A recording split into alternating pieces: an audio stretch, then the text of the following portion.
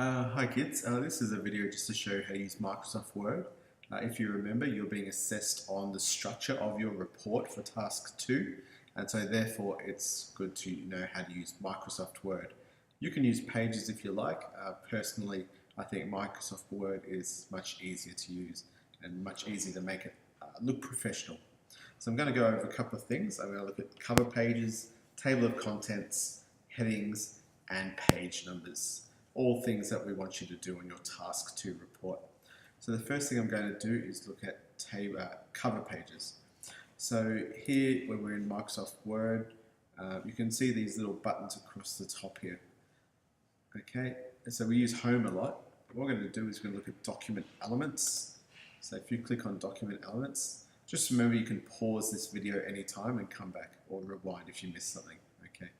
So document elements, you can see the first button here, it says cover. So if I click on that, it should give me about 17 different varieties. Now, you can keep the variety that you choose, but you can change it really easy. What I'm focused on here is just creating a page that Microsoft Word knows is your cover page. So if I choose this one here, oops, if I choose this one here, you can see it puts a little cover page, and now it's automatically created a second page. So you could type in and fill in different details here. If you were to click on that and delete it, okay, your second page is still there. You can click on there. Okay, if you undo, the photo will come back. Okay, you can always change the picture if you like, and you can go into your document and find a different page, a picture from somewhere. Okay, so you can, but that's just putting a cover page. Click on cover and choose one. I can change that right now, okay? I just changed it. Very easy. And there's still that second page there. So that's job number 1. Job number 2 is a table of contents. So ideally that will go on the second page. So just clicking on the second page there. You can see up here in document elements still, next to cover, we have table of contents options. If you can't see them on yours, you'll notice that my window is right up against the side, but see how if I make it shorter, it disappears, but you can still see table of contents there. Okay, it might just look a little bit different. Okay, the wider the page, the more you see. So if I just click any one, I can change this later, so I'm just going to click on the first one. Now, at the moment, my document's empty, so there's no table of contents. It says Word did not find any entries for your table of contents. But later on, when I click a button, it will automatically update. So I don't need to type in the page numbers myself. Okay, it will automatically update. So table of contents, and that should have its own page. Now, you could push enter lots of times, enter, enter, enter, enter, enter, to get to the next page. I'm going to show you how to start a new page fresh, easily. Again, we're in document elements. Instead of pushing cover, we're going to push break. You can see it sort of looks like it's adding a new page. So if I push break and I choose the first one page, okay, it automatically puts me on the next page. Okay, so if I was to write more and more on this page, it wouldn't push my work down. My work would still start at the top of the next page. So that's a page break. Just click, if I do it again, so I'm up to page 3 now. If I go break page, then it adds a page 4, etc. Okay. So table of contents and page breaks. So I'm on page 3, and this is where I want to start my task 2 report. And I put a heading in. So from memory, the first of your headings should focus on the aims or the purpose. Okay. So aims and purpose of the exploration. Okay, your heading could be as simple as that. Your second heading is something like the description or the type of environment. Okay, another heading might be the location of the environment. Now, as you can see, these headings are not very nice. They don't look like headings. We could go through and highlight them. We could look at changing the size, adding colors and fonts. really easy way to make a heading is in the home section. If you go across to the styles, you can see that each different style has a label. If I click on heading 1, while that's highlighted, as you can see it makes it into a bigger heading without changing everything else. Okay, I type here, it's still normal. Okay, I could do the same here, change that to heading 1 and change that to heading 1.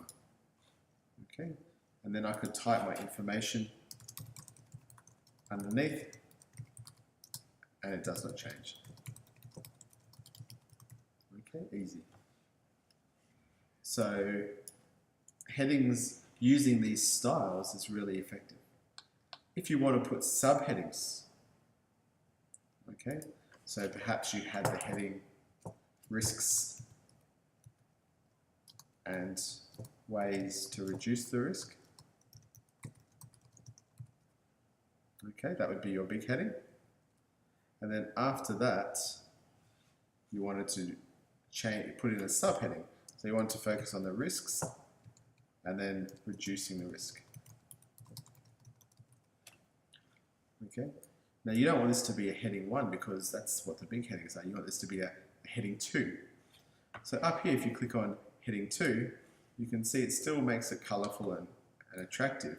However, it's not the same heading as before. And so you can make all your headings using heading 1, heading 2, heading 3, and keeping your text as normal. The best part about using this heading system is that if we go back up to the table of contents and click on the arrow, update table, Microsoft Word, it pulls the information and you can see aims and purposes, page 3, and obviously everything's on page 3. You can even see that it puts heading 1 and heading 2 underneath. So it does all that hard work for you instead of you having to make your own table of contents. Okay, so you can see all those headings. When you're finished, as long as you go back and you update it, okay, it should always be the most up-to-date version. So far I've covered contents page, table of contents, adding a page break, and adding headings. The final thing I'm going to cover is a footer to insert your page number. When you are scrolling around in the pages, you'll notice that you get this black cursor, but when you get to the bottom of the page it changes. Because if you look over to the left-hand side, the white space is the typing space and the blue space is the footer, and likewise the header at the top. So you can't type in there normally. But when you go into that section, if you double click, what you're doing is opening the header and opening the footer. And you get this option called header and footer.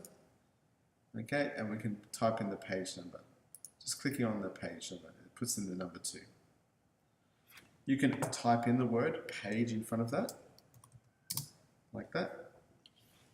Okay, and you can see it says page 2.